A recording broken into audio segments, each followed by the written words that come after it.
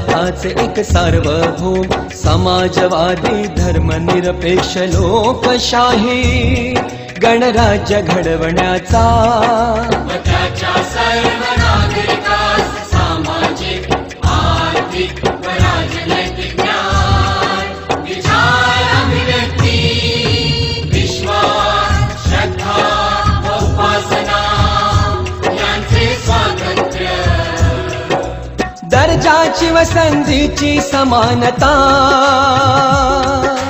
निश्चितपणे प्राप्त करून देण्याचा आणि त्या सर्वांमध्ये व्यक्तीची प्रतिष्ठा व राष्ट्राची एकता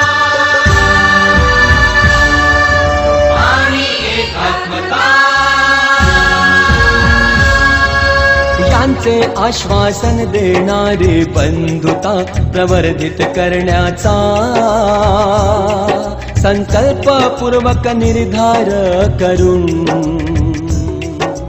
आमच्या संविधानात